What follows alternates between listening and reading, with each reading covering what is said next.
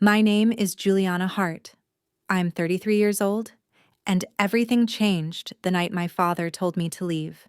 It was supposed to be a celebration, a milestone, a grand retirement dinner in honor of Edward Hart, my father, an aerospace executive whose name carried weight in Seattle's tech and defense circles.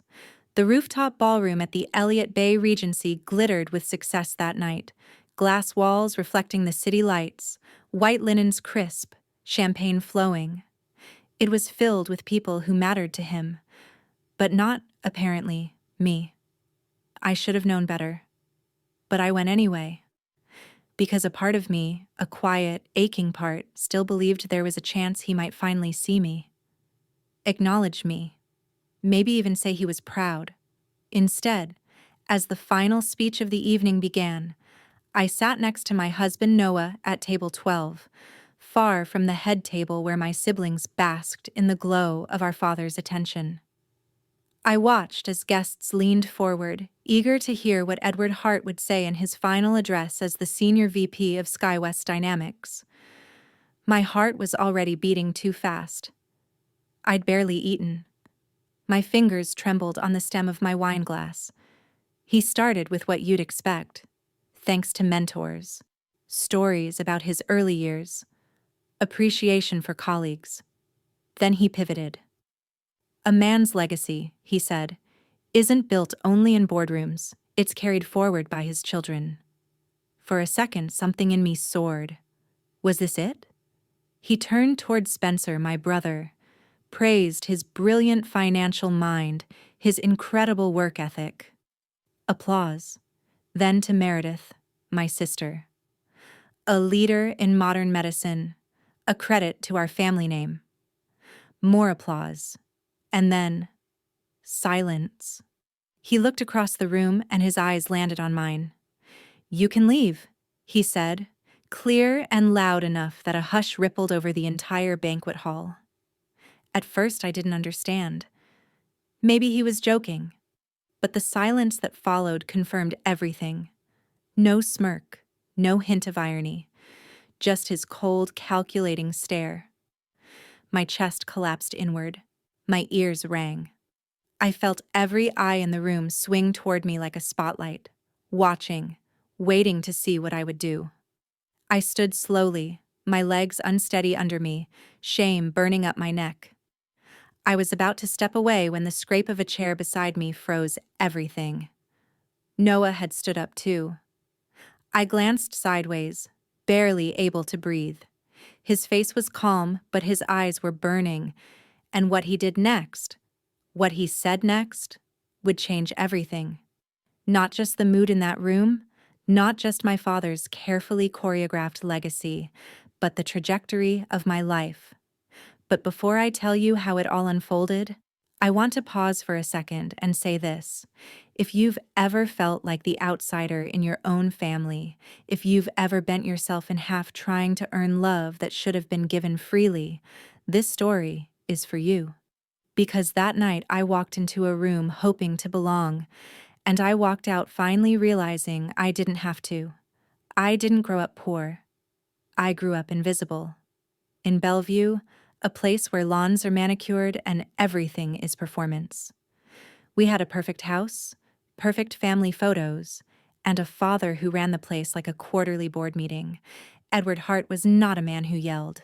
He didn't need to.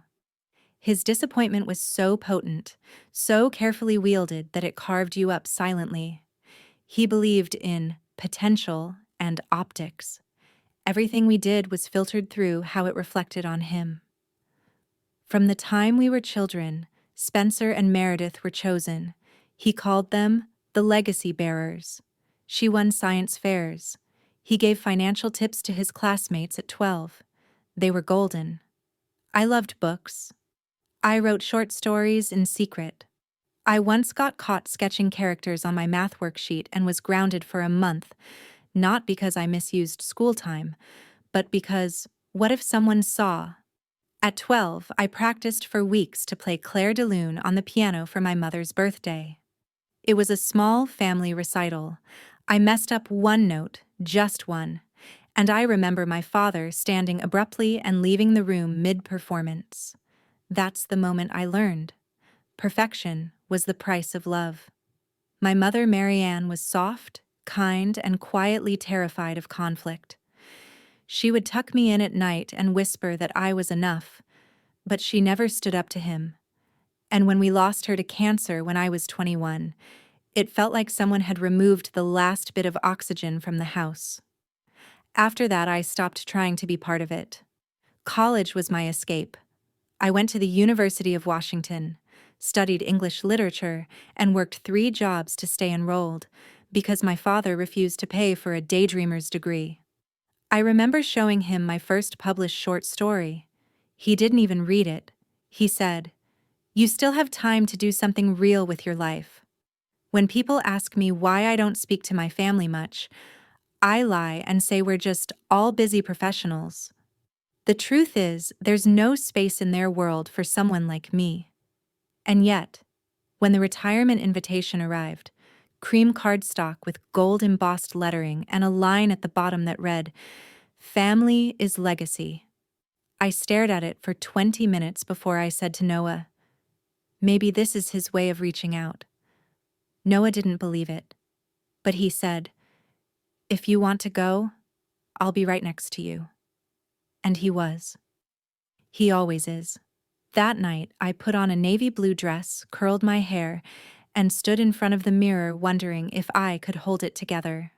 When we arrived at the rooftop venue, it was exactly what I expected: high ceilings, skyline views, and the kind of wealth that doesn't need to be mentioned aloud. Spencer greeted us with a nod and a comment about making it after all. Meredith barely looked up from her glass of Pinot Noir. We were seated near the back. I told myself it didn't matter. I told myself I didn't need anything from him anymore. But I was wrong. I still wanted one thing, just one, to hear him say I mattered. Instead, I got disowned. And then, I got something better. A reckoning. I didn't cry right away. Not when my father told me to leave. Not when the entire room turned to watch me.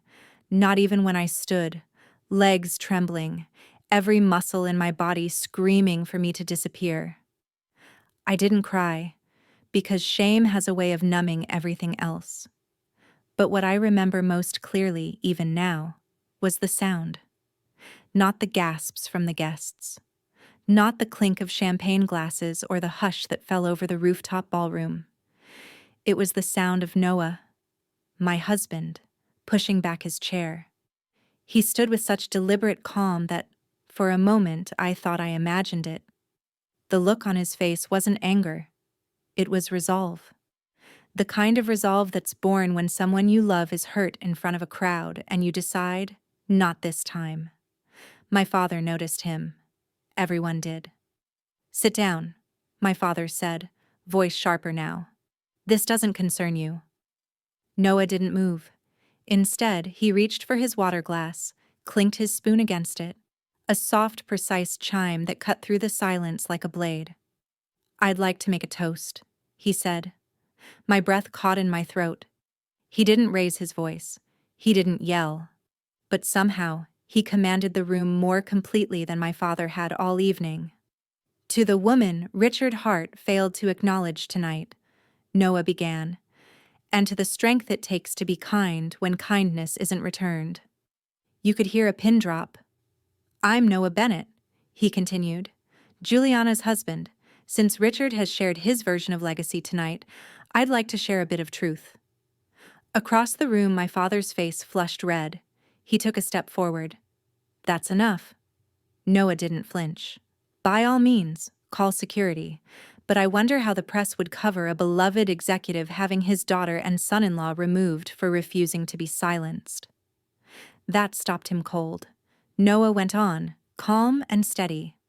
"Juliana Hart launched Rainlight Press with her own money and a small business loan she qualified for without connections.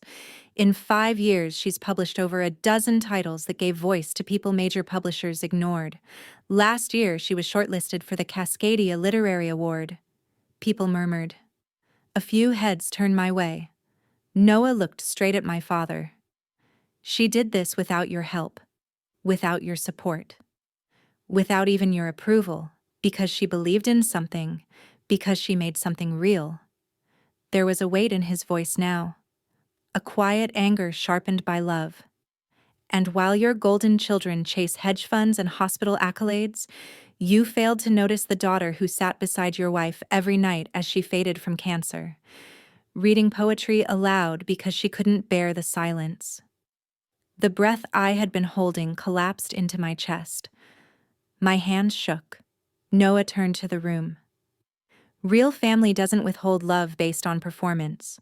Real family doesn't erase people for choosing a different path. Real family shows up.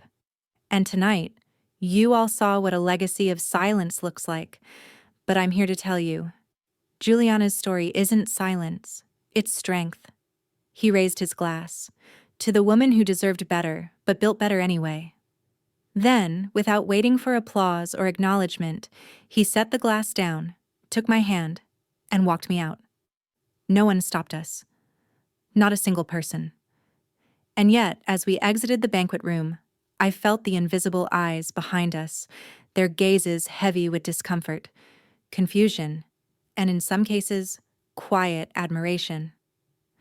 At the valet, the cool night air wrapped around me like a balm. I exhaled for the first time in hours. Inside the car, I sat in stunned silence. My hands clutched the hem of my dress like it was an anchor. Noah reached over and took my hand gently. "I'm sorry," I whispered. "For what?" he asked. "For ruining the night. For needing this. For hoping." He turned to me fully. "Jules," he said softly, "you didn't ruin anything." He did. You just finally saw it. That broke something open in me. I cried the entire ride home.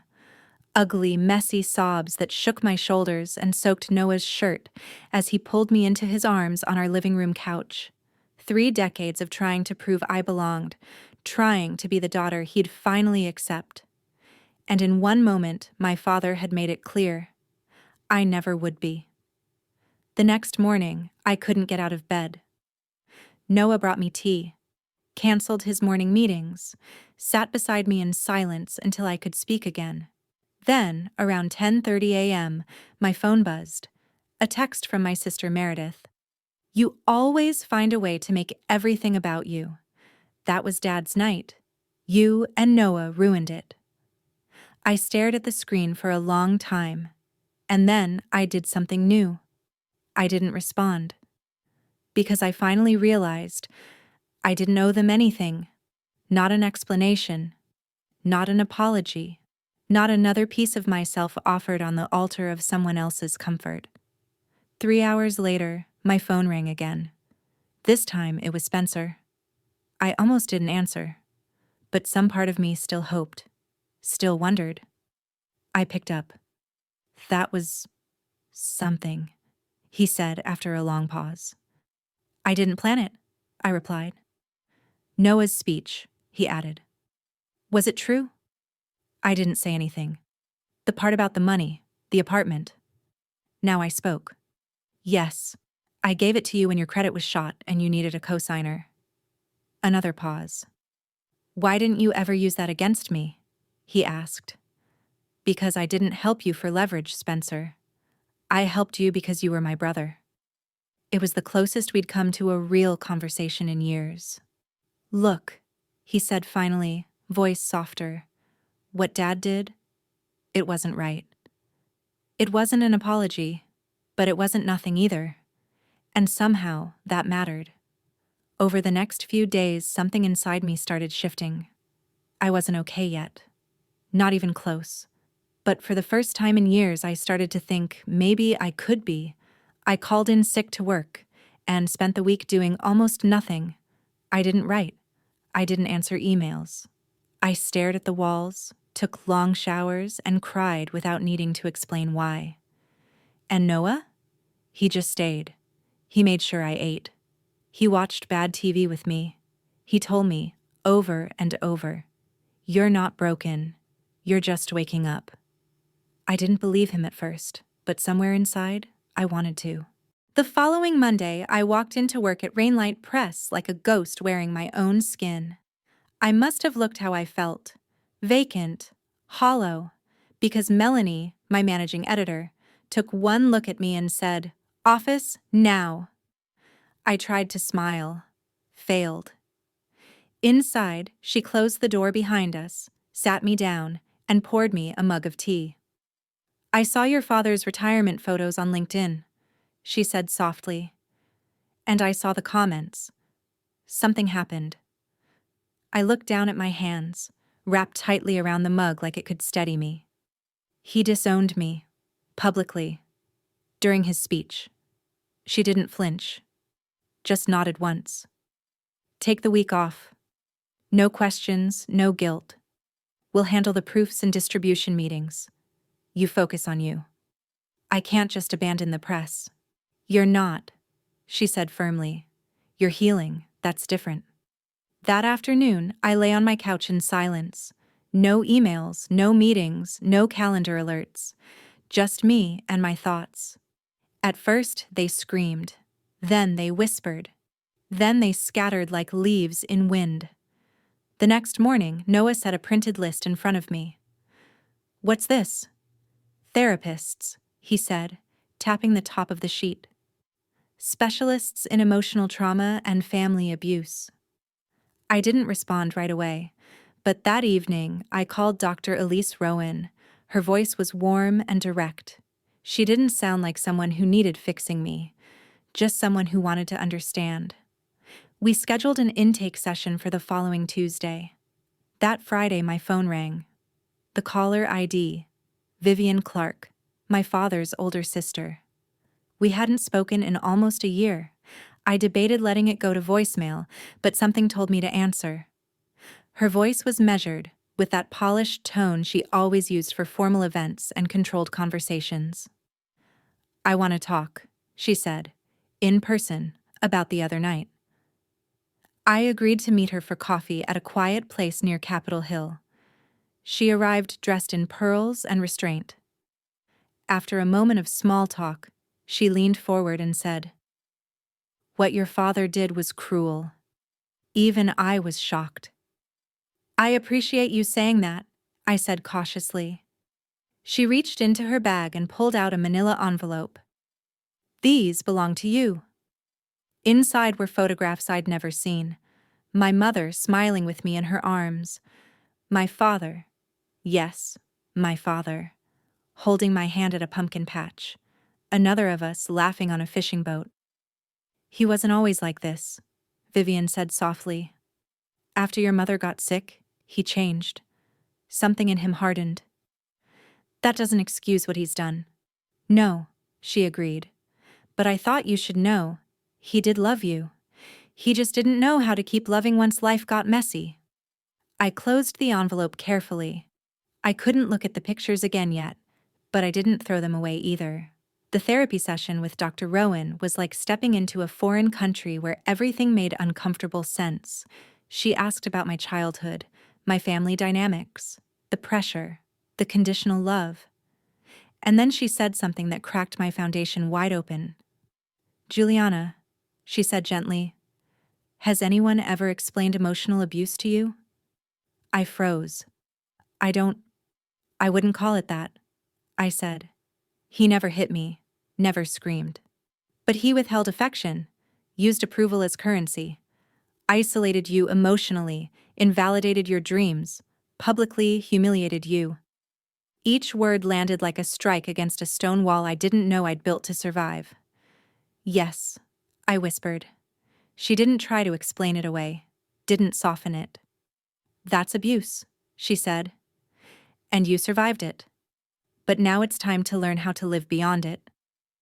Later that week, Noah and I sat at our kitchen island, laptops open, browsing Portland rental listings.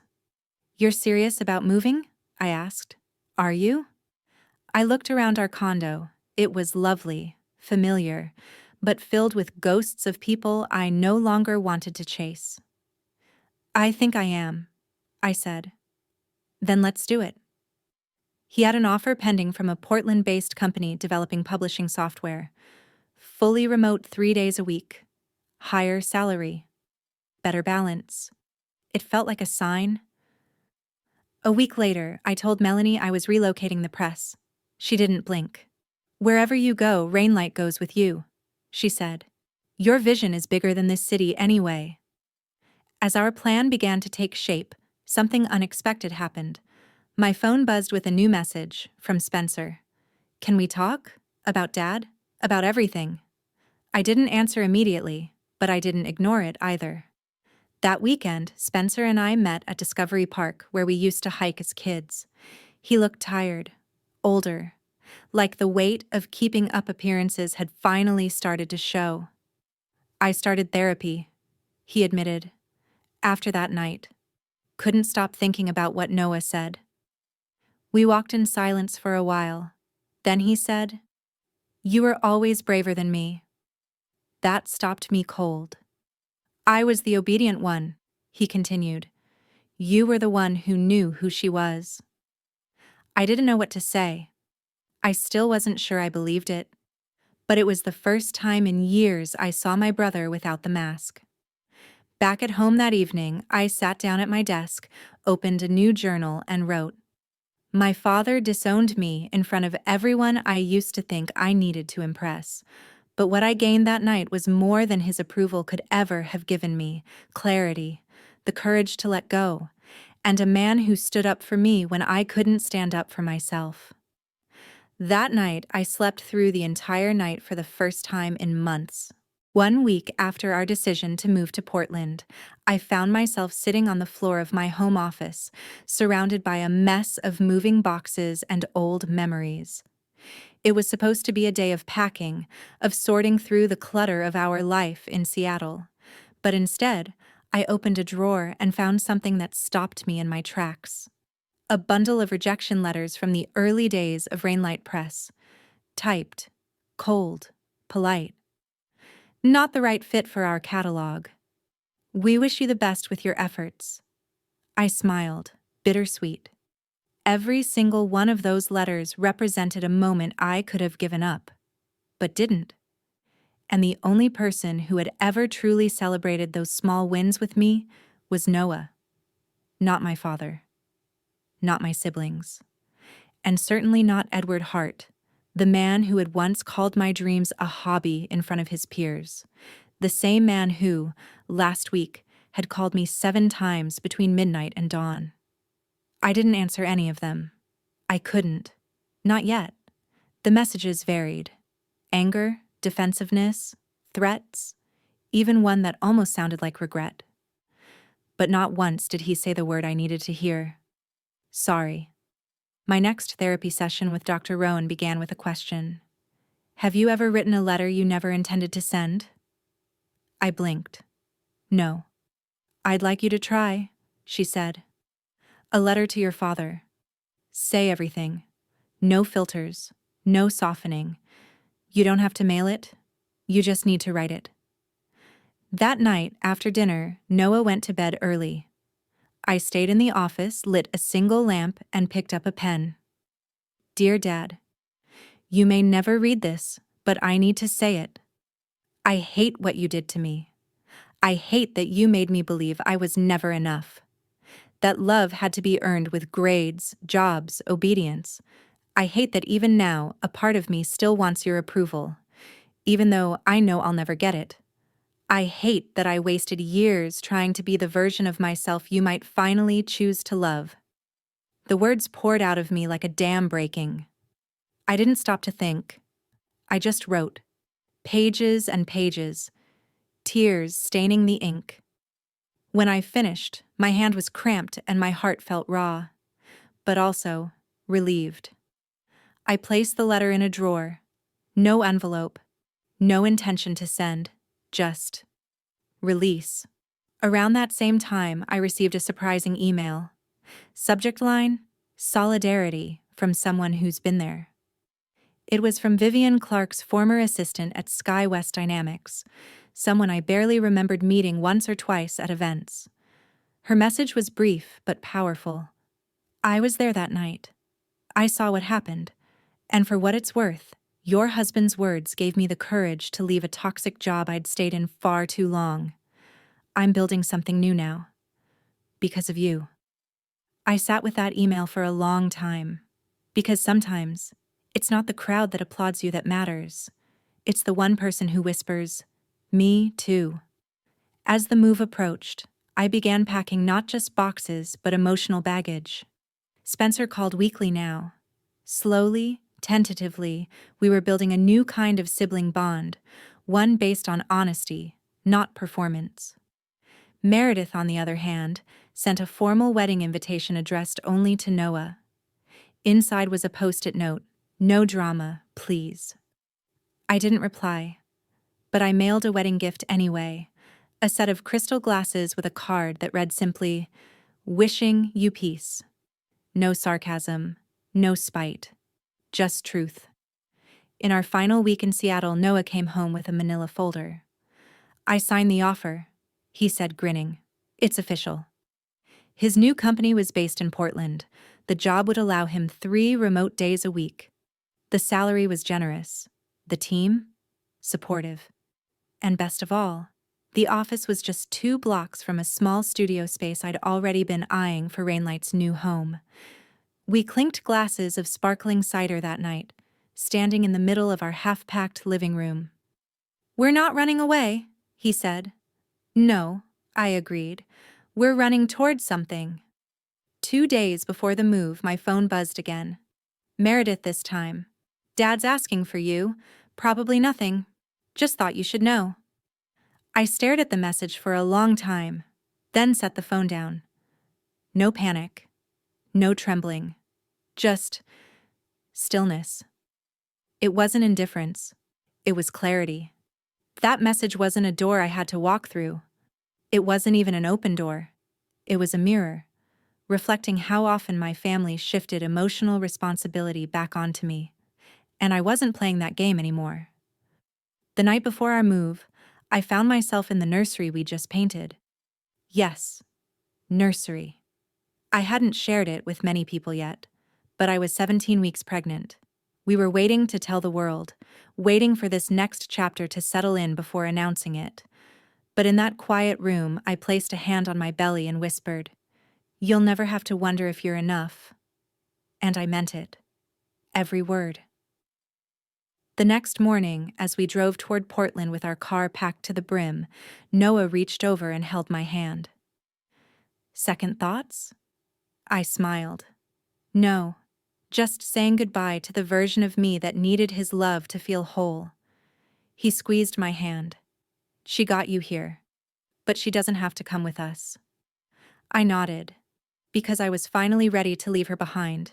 Portland greeted us with unexpected sunshine. It felt like a small miracle, this bright, clear sky on a day when everything else in our lives was uncertain and new.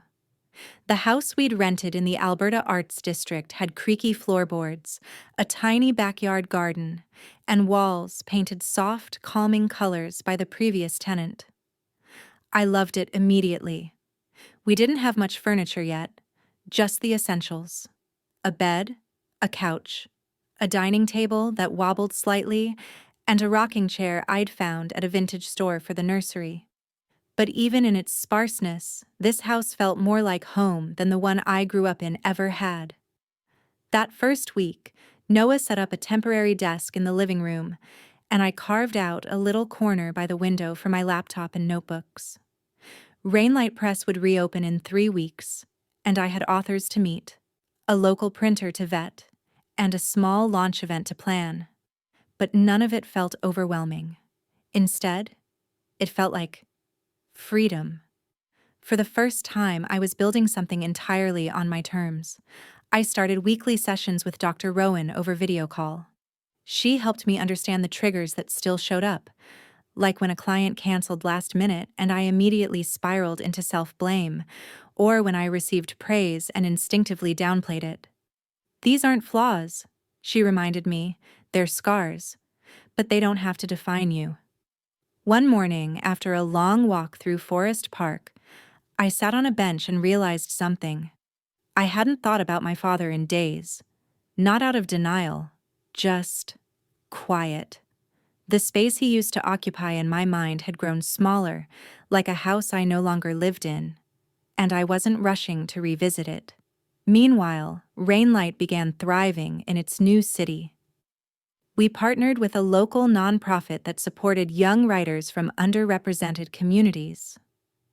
We hosted readings at indie bookstores.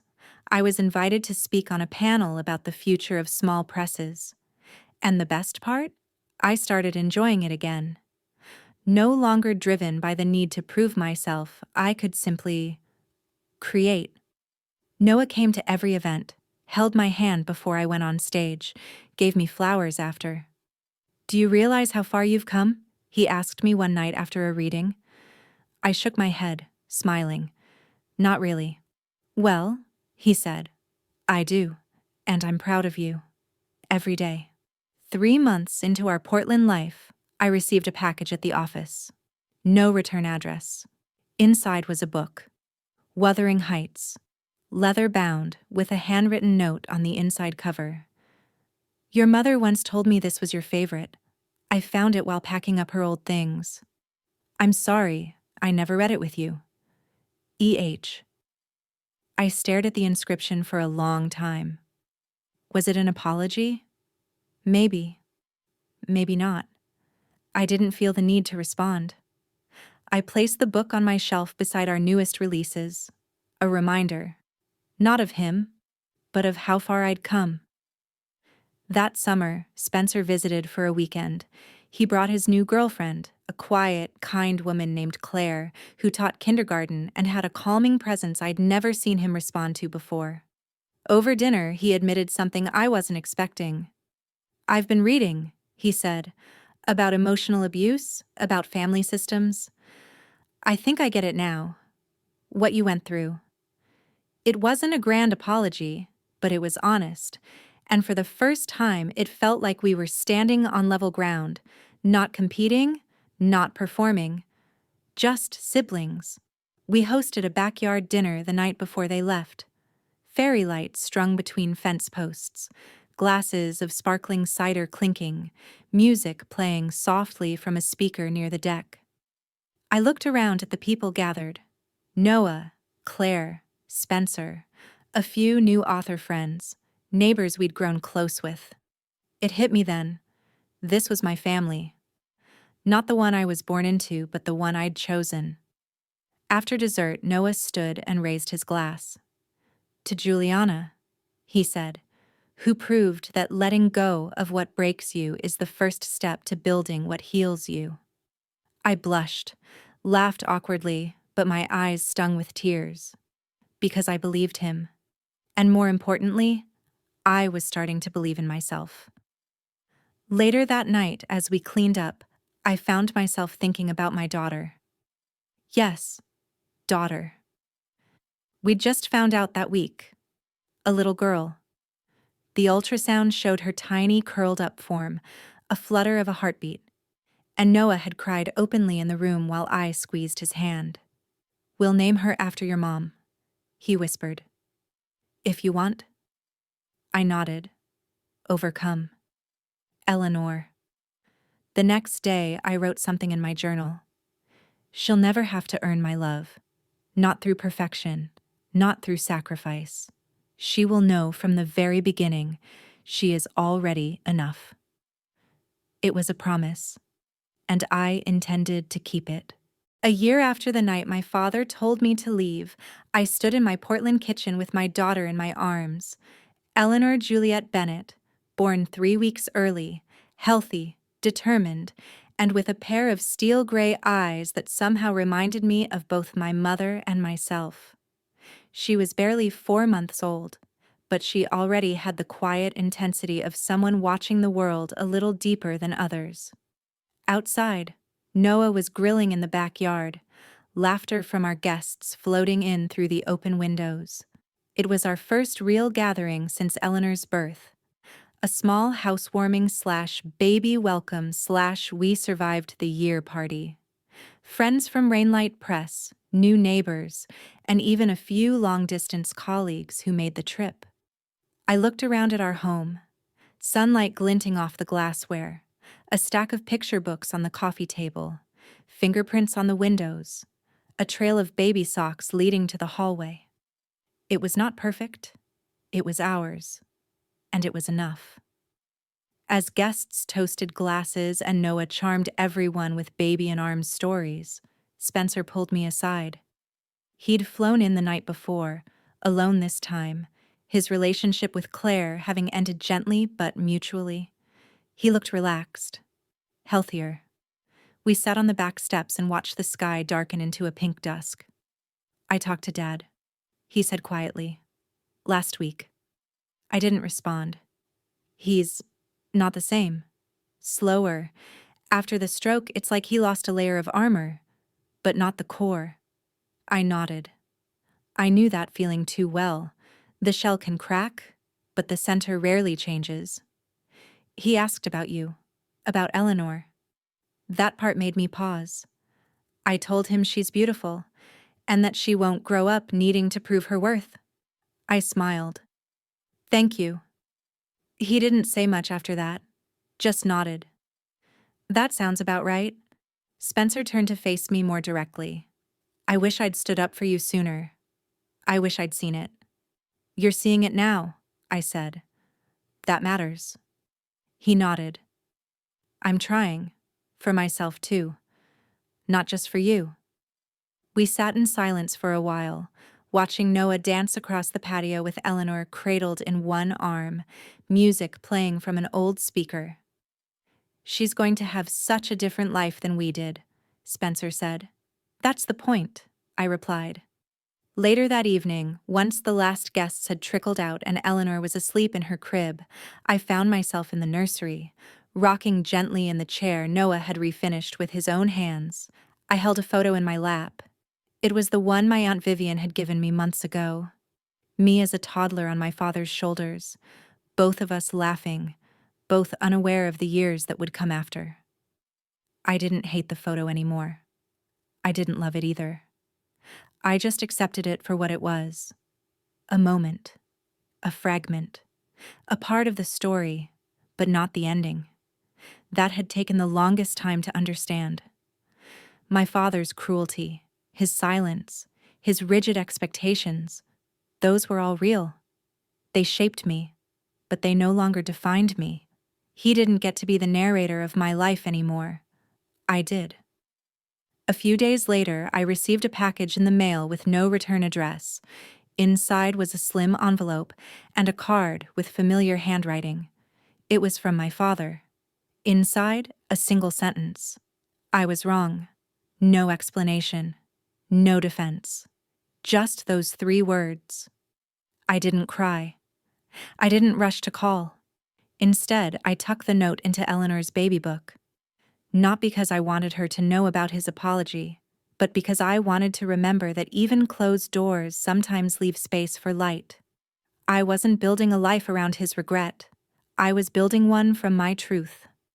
Rainlight Press had grown steadily, and now we were launching a new imprint dedicated to memoirs of healing and family reclamation. Our first 3 titles were already in final edits. The authors had stories as wild and raw and resilient as mine, and it felt good, right, to give them a platform. I even gave a TEDx talk that fall about legacy and chosen family. Standing on stage in front of strangers, I told my story, the full, unvarnished truth, and watched as people nodded, cried, clapped. Afterward, a woman hugged me and whispered. I walked out too. It was the highest praise I could imagine. As winter approached, I looked out at our garden where Noah had planted wildflowers for the spring. Eleanor giggled from her playmat beside me, her tiny hand reaching for the air as if trying to grasp light. I bent down and kissed her forehead. "You are enough," I whispered. "You always will be." And in saying it to her, I said it to myself. For the first time in my life, I wasn't looking for someone else to define my worth. I wasn't trying to earn love that should have been freely given. I wasn't waiting for approval from a man who had none left to offer. I was living my story, with my own voice, my own values, my own legacy, and I was free.